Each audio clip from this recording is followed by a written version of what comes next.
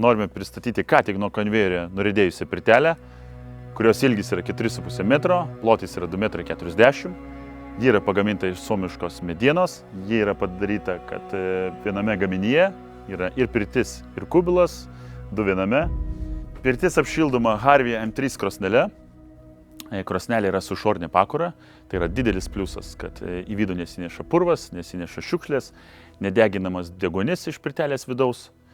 Taip pat yra sumontuotas stiklo audinio kubilas, kuris turi krosnelę. Krosnelė yra horizon tipo. Horizon tipo krosnelė vadinasi dėl to, kadangi kubile neišimama jokia papildoma vieta. Noriu jums parodyti, kaip tai atrodo. Taip pat visas kubilas yra, kaip matote, 360, jokios papildomos vietos neužima krosnelė.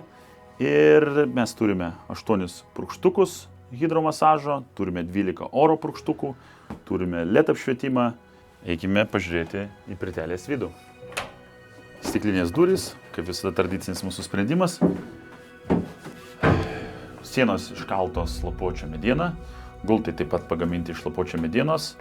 LED apšvietimas tradiciškai po gultais ir papildoma LED juosta yra po gulto atlošais. Sumontuotas 22 litrų karšto vandens bakelis, kuris puikiai užšildo vandenį, jį galite naudoti prausimuisi, jį galite naudoti pilti ant akmenų, turėti garą pirtyje. Taip pat pirtelėje sumontuota 2 8 mm apvalūs grunto stiklo langai, kad galėtumėt grožėtis kažkokiu aplinkos vaizdu.